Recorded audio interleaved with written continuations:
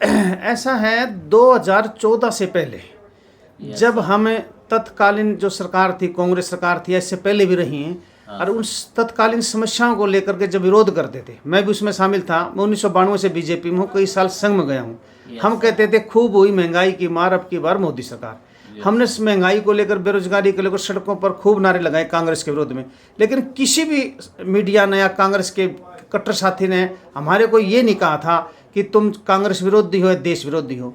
लेकिन अब जब भी हम समस्याओं को उठाते हैं, समस्या तो तब भी उठती थी, आज हमें मोदी विरोधी या देश विरोधी कहा जाता है। इसमें लोहान साहब, आपका क्या कहना है?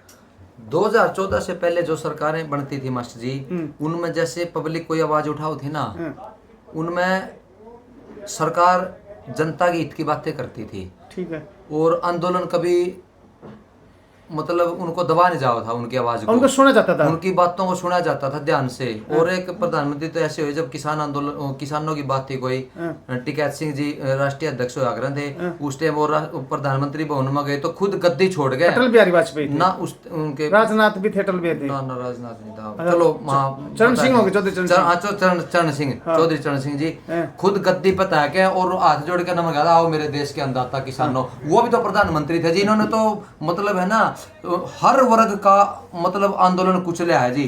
पहले ये तो बदले की भावना से काम कर रहे हैं जी। तो ये हम इसको शॉर्टकट में जाना चाहते हैं। हाँ जी। तो 14 से पहले तो जनता का जुड़ाव, नेताओं का जुड़ाव सामंजस्य था।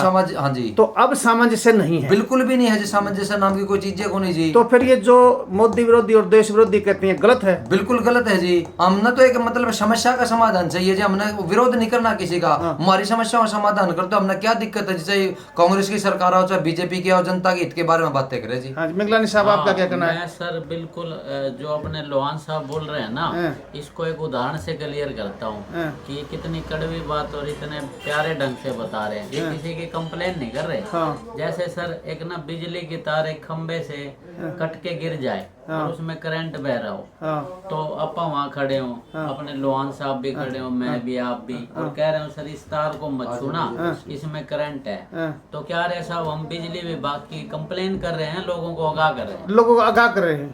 अब लेकिन उनकी नजर में ऐसा लगा हम लोग ना बिजली विभाग की कंप्लेन। तो आपका कहने का मतलब ये है जो हम शिकायत कर रहे हैं, हम ये बीजेपी को शिकायत नहीं कर रहे, हम तो अपनी समस्या बता रहे हैं, और समस्या सरकार को ही बताएंगे। बिल्कुल। तो साथियों, जो ये मीडिया है और जो हमारे बीजेपी के कट्टर हमारे भाई हैं, वो कोई दुश्मन थोड़ा हैं। तो जो तुम ये कहते हो समस्या उठाने वाले को, भाई तुम मोदी विरोधी हो, देशद्रोही भी कह देते हैं, तुम विरोधी हो, तो जो समस्या उठाने वाला है वो है देशभक्त। कैसे?